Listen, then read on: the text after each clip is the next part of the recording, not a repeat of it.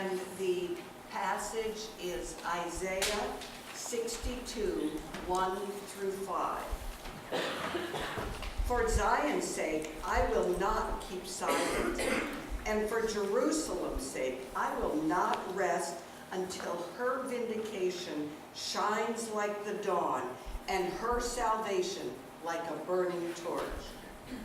The nations shall see your vindication, and all the kings your glory, and you shall be called by a new name that the mouth of the Lord will give. You shall be a crown of beauty in the hand of the Lord, and a royal diadem in the hand of your God. You shall no more be termed forsaken, and your land shall no more be termed desolate. But you shall be called my delight in her, and your land married. For the Lord delights in you, and your land shall be married. For as a young man marries a young woman, so your builder marry you. And as the bridegroom rejoices over the bride, so shall your God rejoice over you. This is the word of the Lord. Thanks be to God.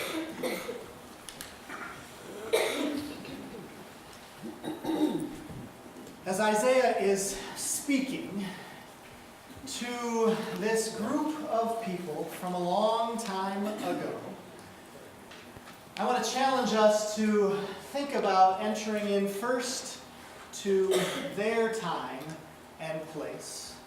And then maybe from there, we'll see and think together about how their time and place may not be altogether different than our time and place today.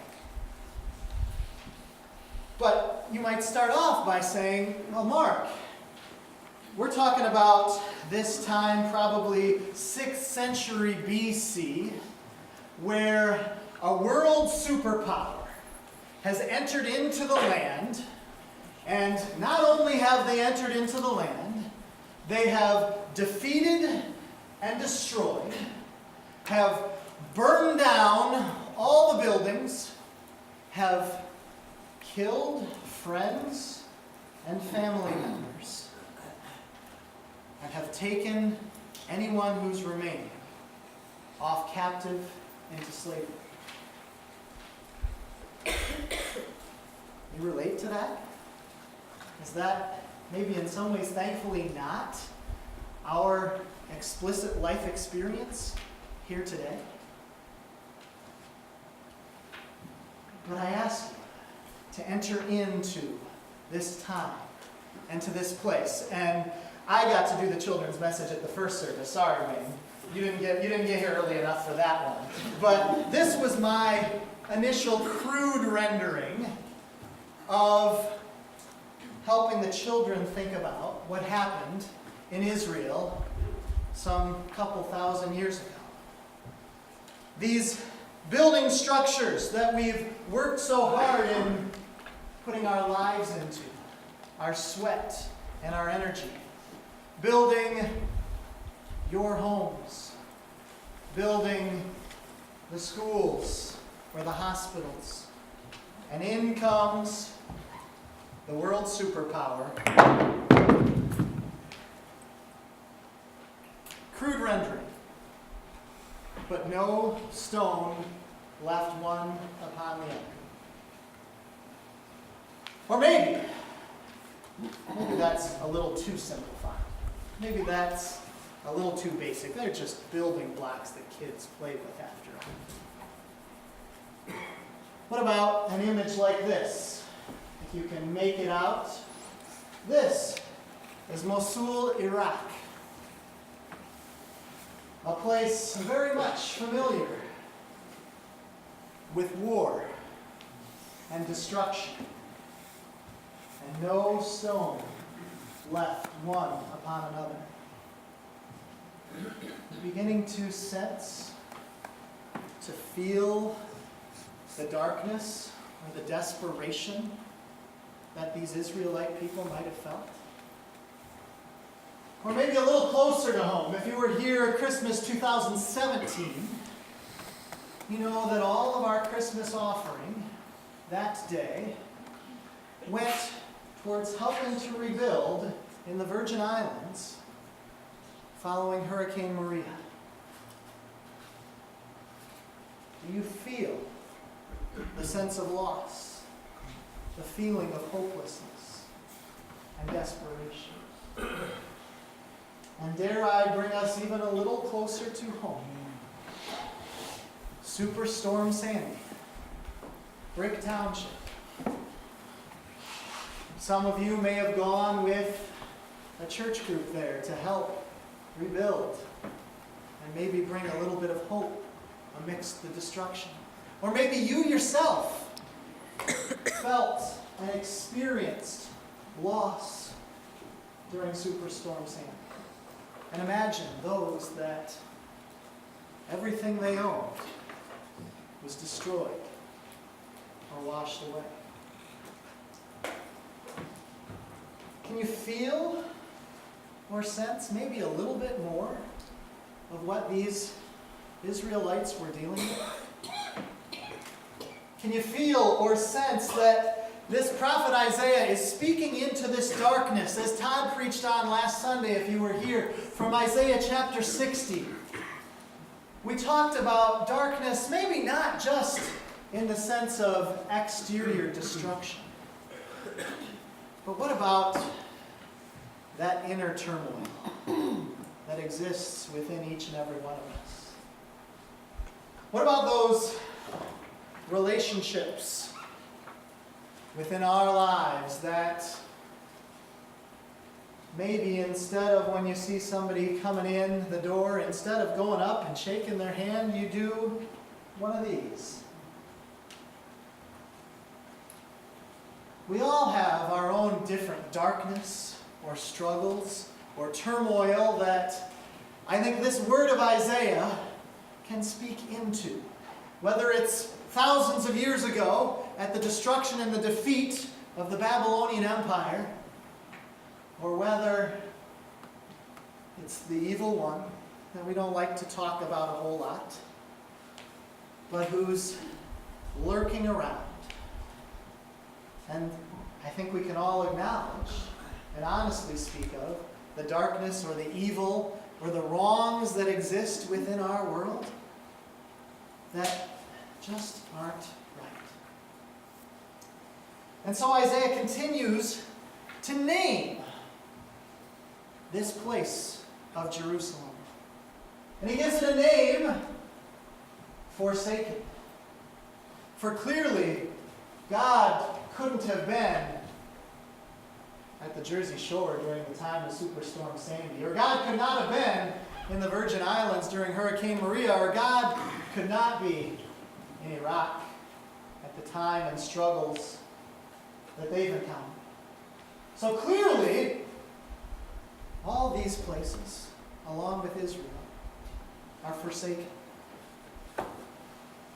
You've said it or heard it before. You know that the places in New Jersey that are God-forsaken places, places you don't want to go or send your kids, or throughout the world that are God-forsaken places.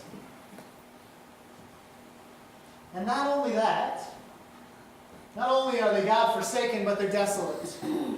They are places of no hope, of no promise. Heard this phrase before? Nothing good can come out of there.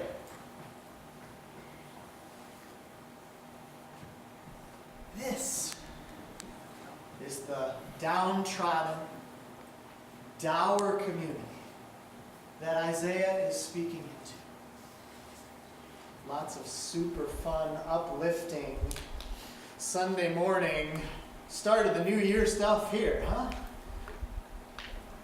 But thank the Lord, this isn't where the message stops, right? This isn't where the message of Isaiah ends. Amidst all of the darkness, defeat, destruction, Isaiah speaks in the word of the Lord. And Isaiah says, no more will you be called forsaken. That's not who you are anymore. No more will you be called desolate. No more will there be a lack of hope or life within your community, within the place that you live and exist. Instead, the Lord will begin to rebuild.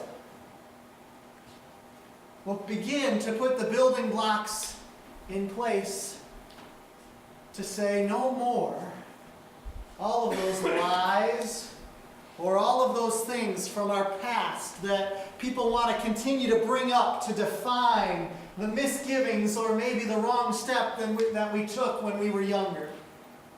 No more are those words true and indicative of who we are.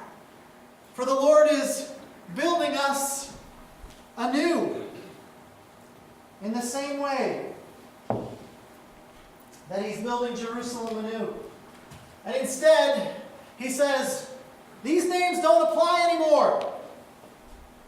Instead, I will call you, my delight is in her. Or married. And we're not talking about just some soul union that happens in life today where we exchange rings or things like that. Or we don't just stick with this maybe somewhat patriarchal image of the prophet Isaiah from some time ago. But this is the God who is saying, you are mine. Whatever it is that someone said about you, or those voices inside of you that tell you you're not good enough, or you're not the one for that, or fill in the blank. That God says, I delight in you, and even more so, God says, I am going to stand out in front of the public and everyone, God and everyone, dearly beloved, as we're gathered here together, right? To announce that the Lord wants you. And the Lord is going to have you take His name. No more are you defined by those other names or words, but you are God's.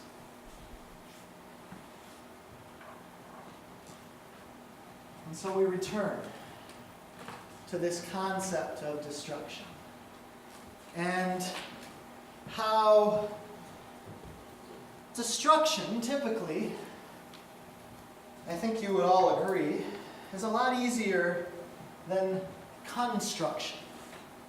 It's a lot easier to tear things down, to take that sledgehammer to the house or the kitchen, but you may not be the one who's going to do all the drywalling, wiring, whatever all new needs to be done to remodel that kitchen.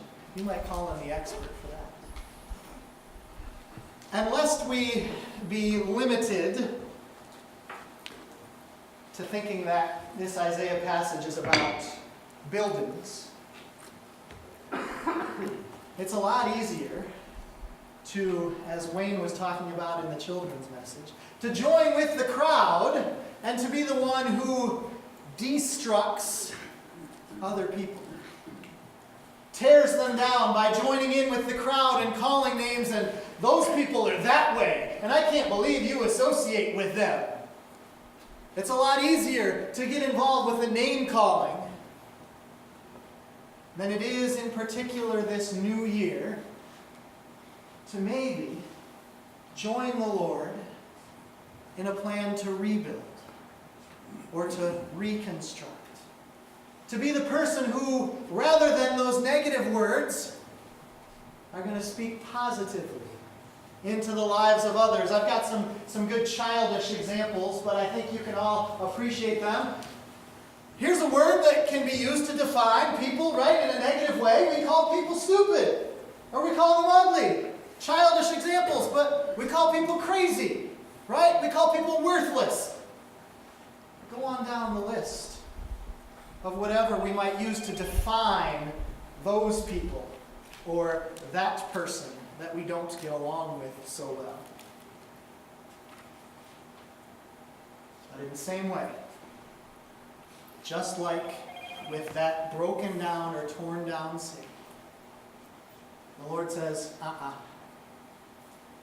not anymore.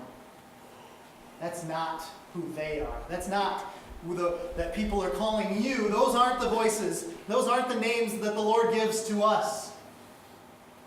No more are you that name.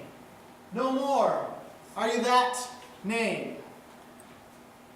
But instead, maybe as the Lord has made us new, as God desires to bring us out of our darkness, as the God desires that this world would be a place of light and not opposition, not a place of polarization, and that we as Christians just feed right into it, but we be people who speak new names, names of life, of hope.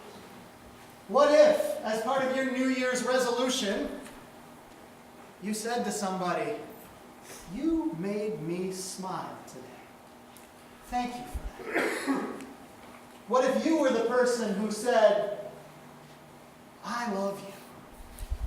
And not just the hurrying out the door because we're running late for something, "Love you," but the "I love you." Looking them straight in the eye, knowing what you called them, what name you called them the night before, knowing the argument that you had 2 minutes ago, and saying, "I love you." And that being more important than anything else. You could choose. It's a choice, right? To feed into the negative talk and continue to allow things to fester and continue to paint him or her or them as the bad people. And even better, we can bring other people around us and say, "Yeah, they're bad people, right? Yeah!" Or we can be people who are different. Who say, "I love you. I forgive you. Will you forgive me for how I've wronged you?" That's the message of this Christian story. That we are forgiven people. And that there's hope and a promise. Even for, as the Israelites that Isaiah was listening to, they knew they had messed up. They knew that part of the reason why their city was devastated was because they forgot about God. But yet, God does not forget about them. Nor does God forget about us. And He has a hope and a promise to bring us out of whatever the darkness is internally or the darkness externally around us. And if you'll read with me this final piece of scripture from Isaiah today, saying together, "And you shall be called by a new name, that the mouth of the Lord will give." Will you be, along with me, a person who will help to speak new names, positive names, rather than saying that place or those people are forsaken and there's no hope there? To say, "You know what? I'm going to go into that place, or I'm going to engage in relationship with those people, and I'm going to help to bring about newness and hope and a promise." Donnelly Zecharias is here this morning. Come on up if you would, Donnelly, to share one of the places that we partner with where some people might say there's not a lot of hope. Are you going to use that, or do you want the handheld? You want the handheld? And where I think God has called us, I think we got your pictures next, has called us to be people of hope and of light and of construction in a place maybe that so desperately needed. So share with us, if you will, Donnelly, a little bit about what we've done as a church in partnership with the Learning Gate Daycare Center over the course of 2018. Thank you. Yes, I stood before you a year ago and spoke to you a little bit about what had happened with Learning Aid the year before, which was just amazing by way of the degree to which you've supported them. This has been a very challenging year for them, and when Mark talks about being forsaken, feeling hopeless, feeling destitute, this is where many of your people are. Again, 75% of the children at Learning Aid are with low-income families. The phone calls we got this year, there was a new executive director that came in March. The last one, Amy, was an interim, and Ruth came in. Within a month, she called me and she said, I don't know what to do. The roof is leaking, the boiler's broken, there's no heat. And we don't have money, and we don't have money. Within probably a couple of hours, we had people from our church contacting her, people from Building and Grounds. Bob Kaiser was talking to her about how to get grants. We had people go over, check out her roofing, check out her heating, and these were people from Building and Grounds right here. Then there was the several families. We've supported 10 families this year through the adoptive family. These are the most destitute. Several phone calls I got from people who were in tears. Just this past week, someone called and said, I am being abused. I don't know what to do. My husband is coming back shortly. What should I do? And I gave her first step counseling, and I talked to her a little. Forgive me, I'm shaky. And another woman who also found her family was falling apart and didn't know what to do. Several people called and said, I have no money for heat. The day before Christmas, Chris Wigner got a call from one of the families she supports, and the woman said, I have no money for heat. And it was the day before Christmas, and you can imagine how busy she was and many people were. Within 2 hours, we already had talked to Wayne McGarva. We knew that we were going to be giving her heat through the Learning Aid Fund, through the Cold Hands, Warm Heart. These are just a few of the examples that we hear about that you don't see every day. It's just remarkable how you have stepped forward, how God has worked through you to be able to help these people. There have been some light moments too, some fun moments. Beginning of the year, we had a teacher's appreciation because the teachers really, they don't have money. They don't have money, that's the bottom line. We had a lot of people here in the church donate baked goods. We bought all the teachers little gifts. They were really treated very, very special on that day. And in this picture, I don't know if you could recognize them, but Chris Wigner and Jane Madison are both in this picture. And I need to tell you, Jane Madison and Chris Wigner were involved in almost everything that happened this year. There are so many initiatives you will never even hear about. You see them listed in your bulletin. You want to know who was behind them, who was planning summer programs because they had no money, who was behind, coming and reading and even doing animals with the kids, because a particular theme of the month was farm animals. We had Will Stats come with lambs and with chickens and John Betts. These are people who you don't even know are stepping forward. Donna Geyer reading to the kids, Donna Cassell, Pam Kaiser coming out and do crafts with them at Christmas. All these things are going on. And when it came, once again, we're talking about the landscaping there and the problems they have with the building. Well, they are so lucky. They have a part-time maintenance person that comes in a half a day, once a week. That's it. That's it. So this picture actually shows where Consistory stepped up, and for their retreat this year, they went over there and they did landscaping. This is Lara Weber. And we had people go over 3 different times.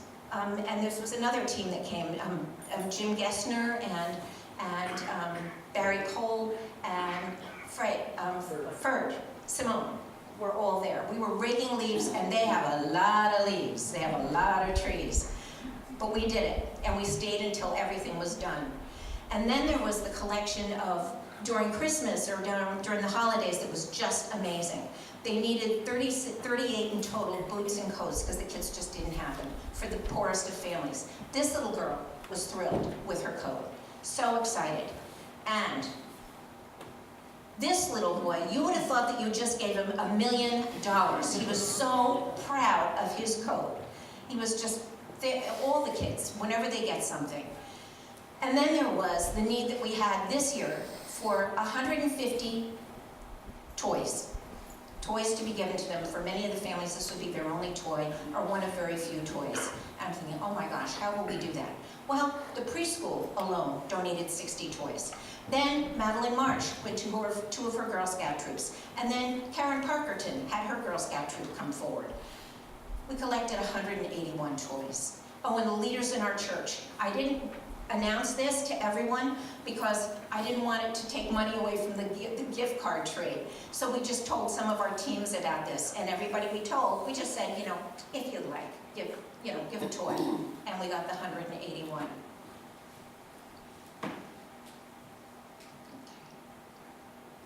I must be doing something. And the gift card tree this year, again, raised $2,000 for the neediest of families' gift cards. And this was the two families that really came together to make this happen. Lynn Cargill and her kids, and Sarah Shipper and her kids. And they, every Sunday in December, they came out and sold cards, which was just remarkable.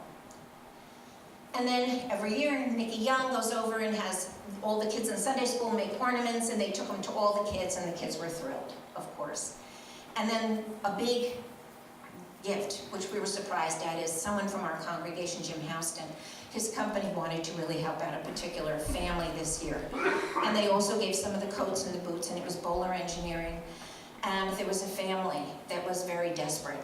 They had 4 kids, and the mother has nothing. So when you talk destitute, again, most of these low-income families at Learning Aid have single moms, and they have families of 2, 3, 4 kids. Well, this particular woman has 4 kids and nothing. And nothing. And Bowler Engineering had a whole department collect gifts for her. She was amazed. And this is when they gave her the gifts.